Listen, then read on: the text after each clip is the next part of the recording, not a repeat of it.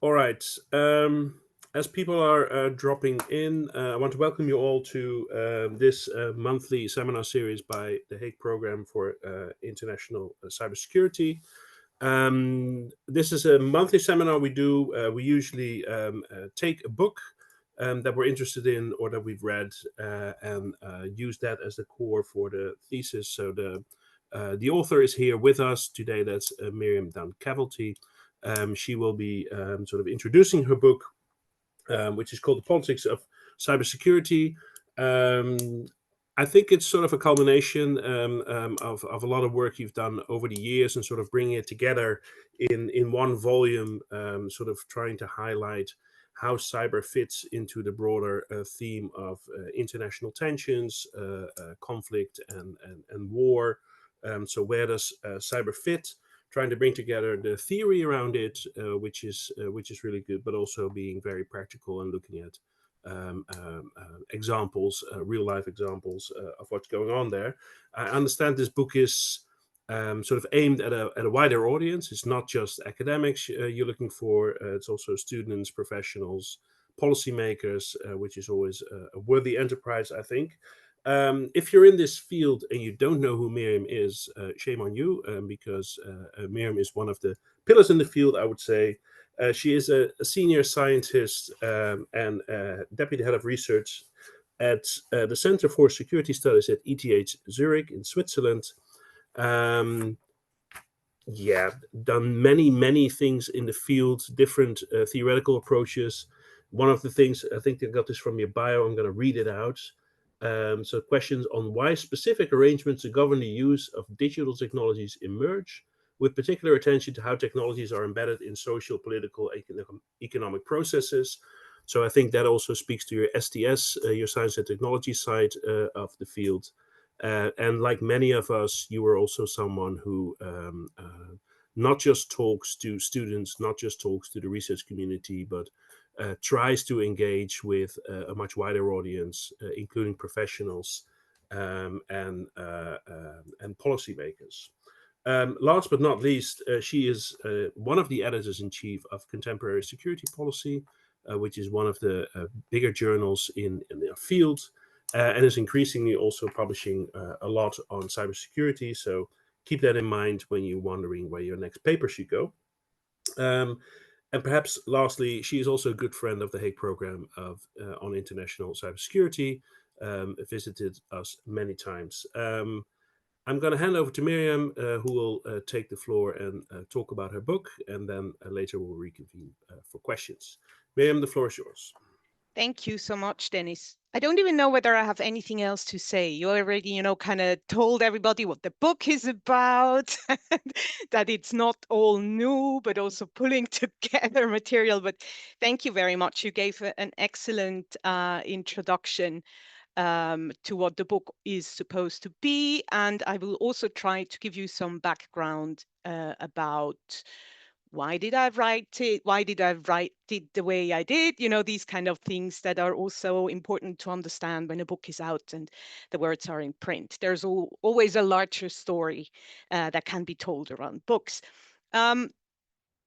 Maybe I can start from the beginning. I afterwards have a few slides also so that you don't get bored just seeing me and Dennis.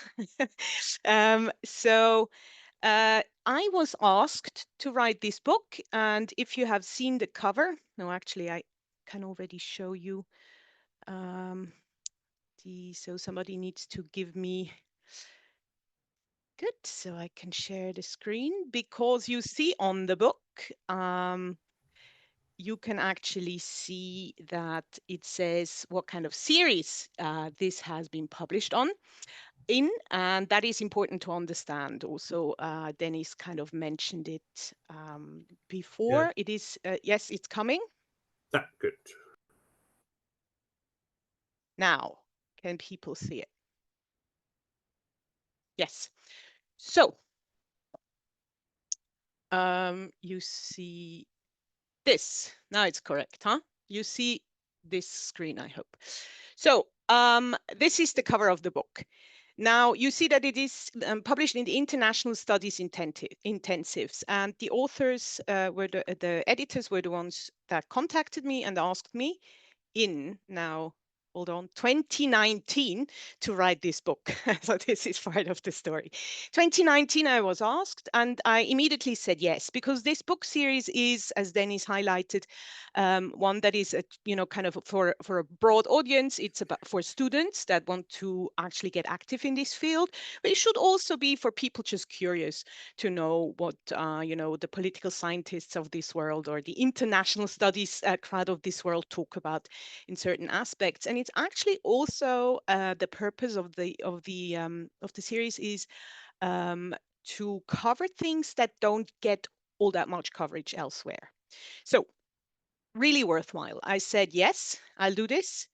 And then I signed the contract 2019, and I should have delivered the manuscript end of May 2020. That was ambitious to begin with, but then COVID happened. And then not a lot of book writing happened. I don't know how you spent the time, but my time really got, sucked into trying to manage a research group, trying to make sure everybody's okay, all these kind of annoying online attempts, to make sure that we could continue working. So not a lot of writing happened, but in all honesty, I think I was lucky that I didn't write the book back then.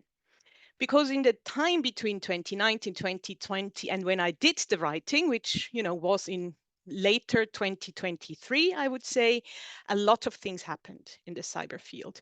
And luckily, I was able to then actually draw from some of the work also from my colleagues like Max Smeets and Leonard Marshmeyer, people that had really thought a lot about, the I would say that the inner workings of cyber operations in politics with various lenses, but also the work from your own program, Dennis, and your work on diplomacy, etc. Also, there's a few really important contributions that came out after 2019. Also, in addition, and Dennis already mentioned it, I have always developed my knowledge and my content at the intersection to practitioners, as Dennis also often does. So I think we have a commonality there. And one of the groups that I was fortunate to get in touch with is the humanitarian crowd, the ICRC, International Committee of the Red Cross. And we started teaching them in actually rather intensive seminars, 5 days, 8 hours on cybersecurity politics. They, as many other actors, have an interest in understanding what this field, these developments in this, also the political side very in particular, means for their work.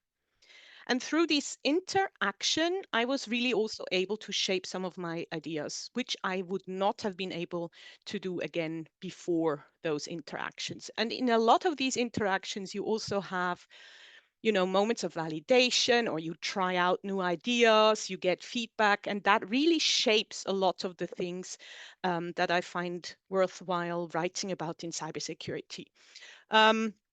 So as I said, I think I was lucky that I got delayed. And I'm, very lucky also that the publisher wasn't hunting me down, and the extension of the deadlines was okay. And I think it really has become a much better book for it. One thing I forgot to mention is obviously also Ukraine.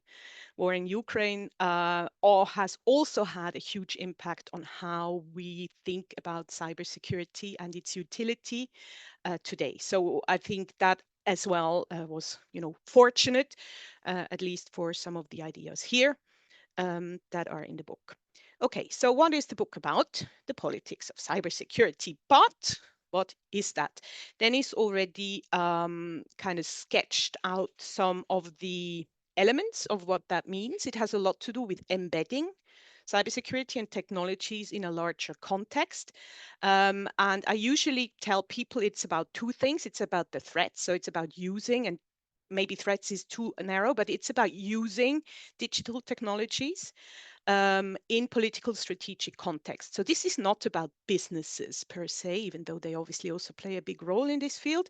It's about the political use or political strategic use of digital technologies on the one hand, but also the responses. So nothing happens in a vacuum, of course. So there is reactions towards the use of these technologies by a variety of different actors that push against it, and that's the also clear politics side that we need to understand. So what are the roles, responsibilities, the do's and don'ts, the laws, the norms that start to emerge around, a pushback also against certain uses and threats. And of course, you could also flip that on the head. You could also say a threat can also be, the state. For some actors out there, that states are a threat, and they also start responding. So in many ways, it is this very old kind of dynamic that you see in security and security studies. And I think the core message is this one, that if you kind of think about it, is banal, but in its nitty gritty workings, it is not. But I think it is extremely important, especially also for my discipline, which is international relations and security studies, to understand that you have and this is the STS perspective, a interaction between what technologies make possible and what politics wants to do with them. Or put differently, technology constrains what you can do, what you can achieve. Not everything can be done with digital technologies. But on the other hand, and this is an element that perhaps is often forgotten, politics constrains what will be attempted technologically. State actors, bureaucratic actors, even non-state actors act in ways where they think about, risks, opportunities, costs, benefits, these kind of things, to use a few words that you have certainly heard about. So when I teach, I usually tell students, just because you can hit somebody over the head here in the lecture hall, you don't do it. Why? Because there's a norm around not doing this, etc., etc., and there might be, you might be punished, etc. So this, I think, is extremely important to bring into the considerations when we talk about cybersecurity. It depends, of course, where you, the audience, now sits, or what your job is or what your thinking is, but I also want to, in many ways, address two common misperceptions that are still out there. That is also when you talk to policymakers, especially people that are not experts in the technology field, that I think are still, coming up again and again. Now, 2025, this has been, a discussion that is 30 years long, but it's still there. And the first is that cybersecurity or technology is new, that it is, fundamentally new and changing everything. Now, even if hardly anybody would sign their name under this, a lot of the thinking still is driven by these kind of ideas or fears. So this rupture idea and you have that again with AI now, so that it is fundamentally changing everything. This is what you often hear. And the second is actually then what we call technological determinism, this idea that a technology just kind of falls out of the sky or does things without, us being the ones, us humans being the ones that shape these tools, technologies, and if you want to go beyond that, capabilities to do certain things that we want to achieve.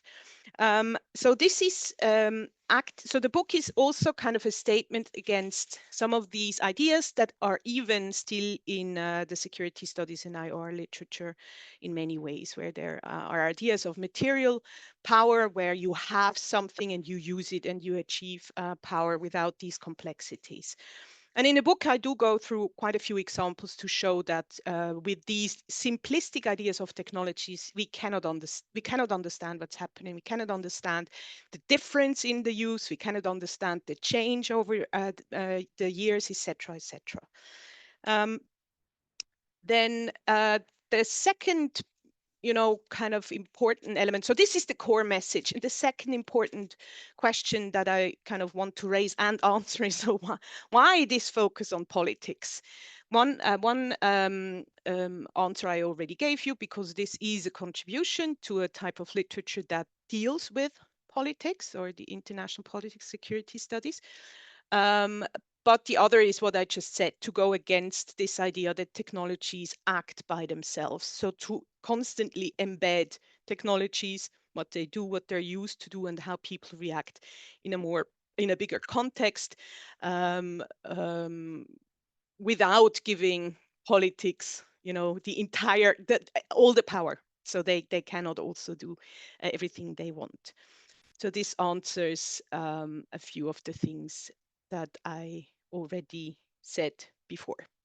Now, a second important thing, and that goes to the, I would say, breadth of the entire undertaking, is what kind of politics am I tackling? Of course, there's a lot of literature on what politics are, etc. But I make this distinction that I find important.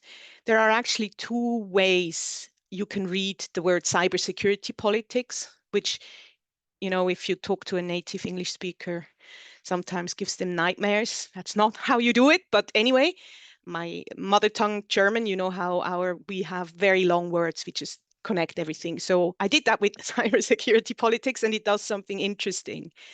You can read it in two ways. And I think this is crucial for what I'm trying to do. So you can actually go like, it's cybersecurity politics, and you give the emphasis on the last word. And that very often is about democratic processes, where you try to understand, how states organize also domestically. So what is the politics around this? Who has what kind of interest? So also if you look at, again, here now, society or the private sector, very often this is about organizing the domestic sphere so that it's, just, or that people are content with what they have. This is fundamentally politics, finding, a balance between different interests. Or I have to say democratic politics. So this is a book about democratic politics. But then you can also actually shift the emphasis, and you can say it's about cyber security politics. And this is a different thing. In security studies, there is a lot of work on securitization and the question of what happens if a topic, becomes securitized and is elevated to the level of national security or security politics, which is, for, I would say, every state in the world, so-called high politics, which means it's beyond and above other types of politics. And with this notion comes urgency, comes, usually new type of measures, fast tracking of decisions, and it can even become non-democratic because things are no longer discussed in an open, transparent manner.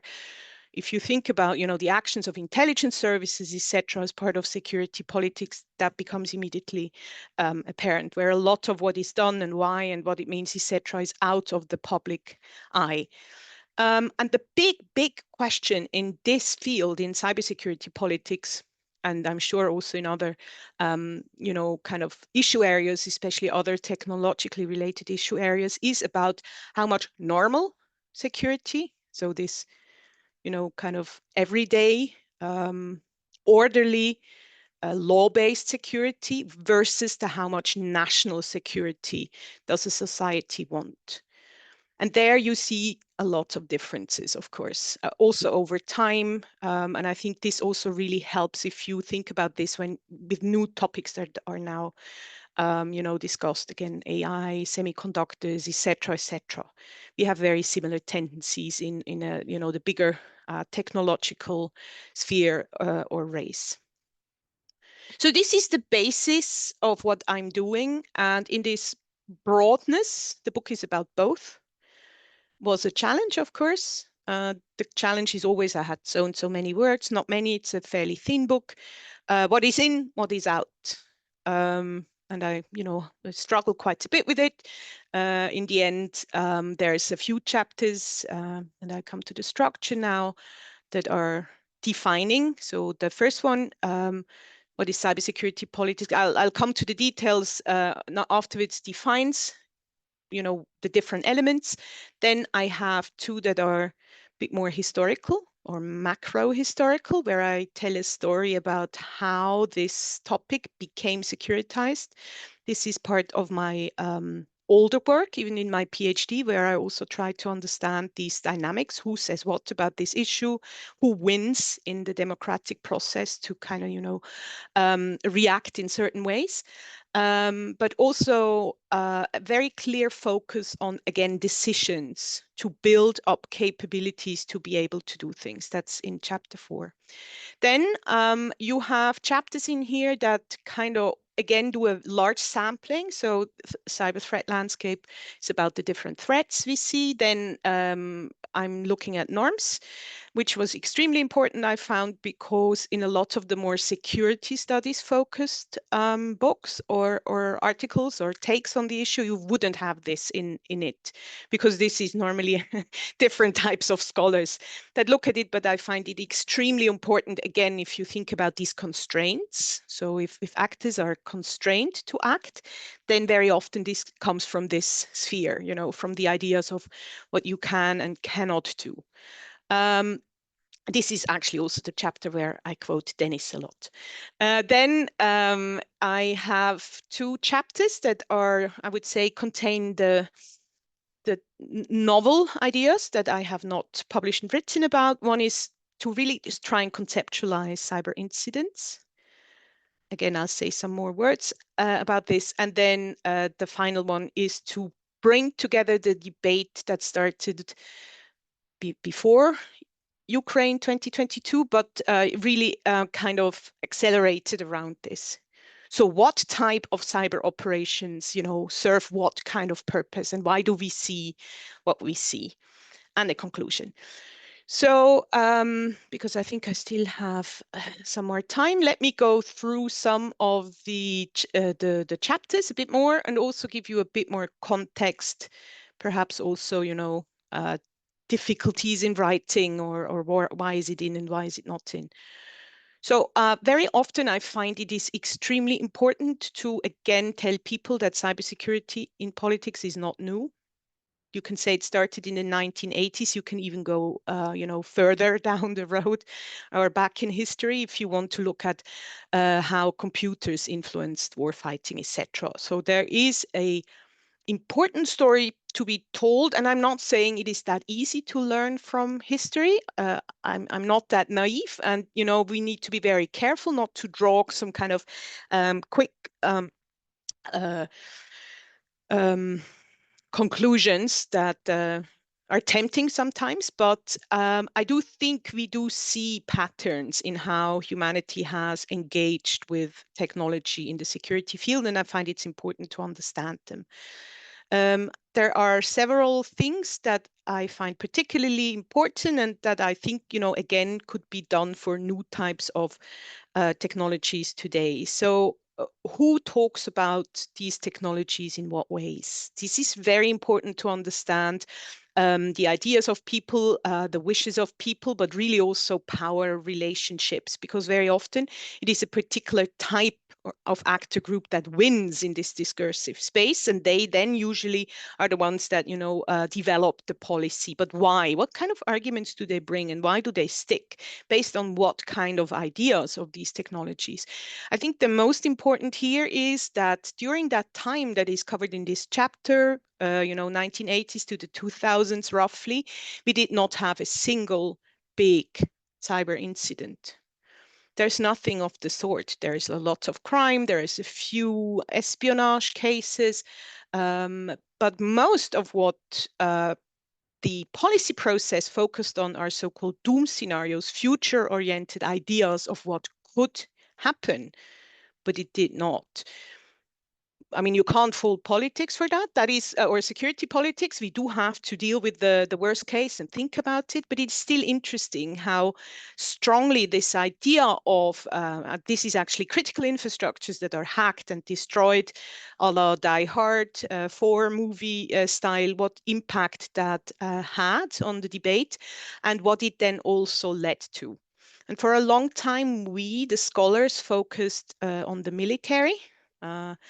Because of this. This is war fighting in cyberspace, and that also made us miss a few other actors. I'll come to them that were far more important in actually shaping the field, because, and this is the argument that comes in the second chapter, because it is about capabilities. Now, you cannot move in this space. You cannot create impact through cyber operations if you do not have certain capabilities. Capabilities is a broad word that actually is not only about the technologies, but also, kind of the embedding this into larger processes, into commands, into even larger units where you have information, for example, from intelligence services, etc., etc. And these ideas of the doom and what would others would do to you were it's not the only reason why states built up these capabilities, but it's a very strong impetus for them. And this is interesting because they started building tools that would be able, or at least tried, to kind of do these kind of things. And I show this by highlighting three things because it didn't go the way that it was imagined. So you have Stuxnet as an example, then the Snowden revelations that I think are perhaps even the bigger, kind of shift in how the field has developed, because it opened that black box towards the intelligence services and made it possible to actually see that these actors had built up so-called capabilities since perhaps 9/11, if not before. So it's a different context. It wasn't cyber, but the ability to actually move in this space, listen in this space, etc., that is capabilities based. And that was then very strongly influential in shaping the the use of these technologies. And the last one is also fundamental in shaping, the story or the hack and leak operations. That is still now, when we talk about disinformation, this is not the beginning, of course, but one of the big events that brought this to the fore, that perhaps we don't need to look at the destruction of critical infrastructures if with far lower costs, these tools can really start meddling with trust, with perceptions, etc., etc. And you see how state actors start to use it that way and then shape also the international sphere that way.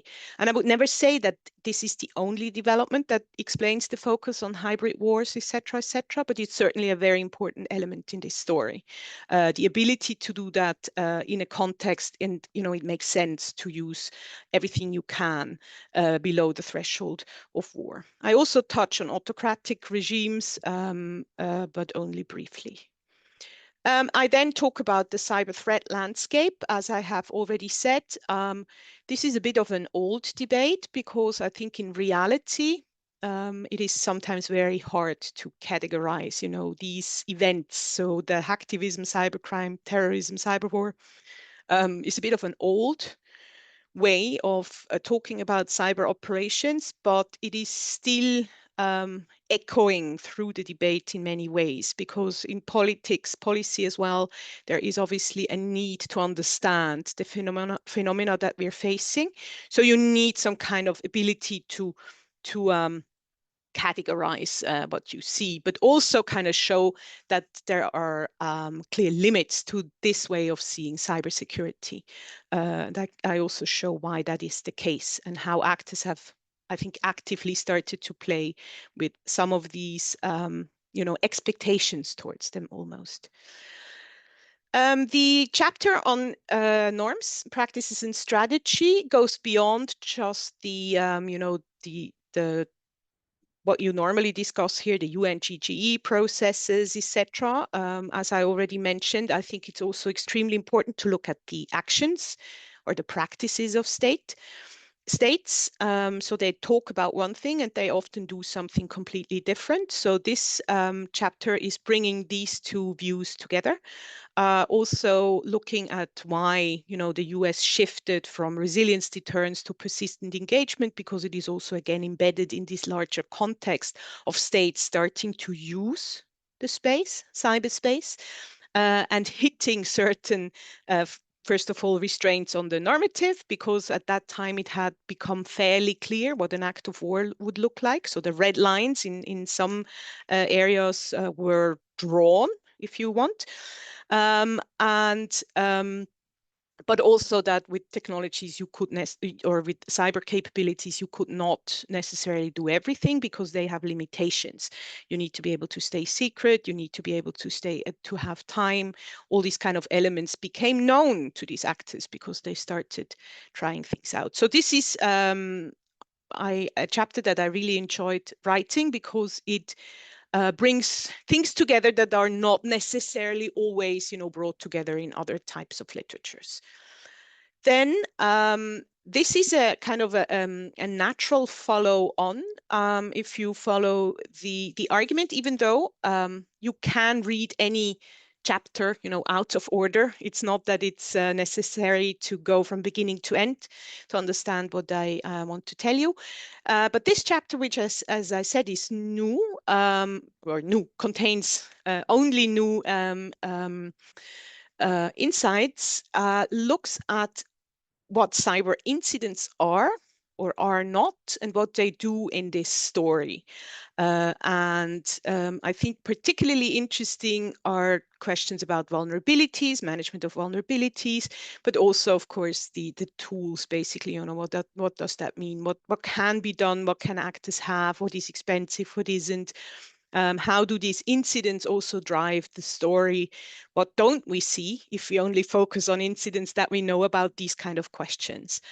And then that leads over to the last substantive chapter before the conclusion that, again, draws on some of the lessons learned from Ukraine, even though I'm not sure we can, already talk about lessons learned at that point in time, but also looks at the data that we have available in the field. There are a few databases, they have their faults, but still there's data out there. So I try to show, so what do we know? So what is the, in the political science field, what is the basis we can draw on? And then you see very clearly that, the predominantly states use this space for espionage. Interestingly enough, the databases only focus on, the offensive, more like effects operations or destructive operations, and the whole influence element is obviously not captured by the same databases because it's a completely different question. They're not cyber incidents. Normally, they might be tied to one, but it's a much bigger field. But you can actually say that in the end, we have, strategically speaking or academically speaking, 3 puzzles that we need to answer. And I think in many ways I do that, probably not perfectly, but I give indications. And we need to explain the absence of destructive large-scale attacks. So if the capabilities are there, we can question whether they are. But if we assume that states can, destroy things, then why don't we see it? And this is not only the deletion of data. So this is really, these ideas that you can destroy, break critical infrastructures, blow up things with cyber. So this is number 1. And of course, we can debate what destructive large scale means, but this is one of the puzzles. The second one is then, well, but why do we see mainly espionage? So what explains this? And the third is what I mentioned already, is this shift to semantic operations after 2015-16 or subversion, as Leonard Marshmeyer calls it, and others. So this use of these space and tool to undermine, societies through and going for trust and other kind of important mechanisms that hold our societies together. So these are 3 important puzzles. Again, some of the answers are out there. Some, are probably not as clearly answered yet, but in the book, I kind of bring in these 2 points, going back to the key message that you saw in the beginning. So again, you can explain that by this constraint, the dual constraint, and especially by these, I mean, it's a bit blunt to call them cost-benefit considerations, but in many ways, I think it works. in, you know, the kind of tools you use, the cost benefits of what you get out of them, but also the risk of escalation and retaliation that plays a role. And the argument is obviously, you know, made much better in the book. And the conclusion I will not spoil. And with that, I end and thank you very much for your attention.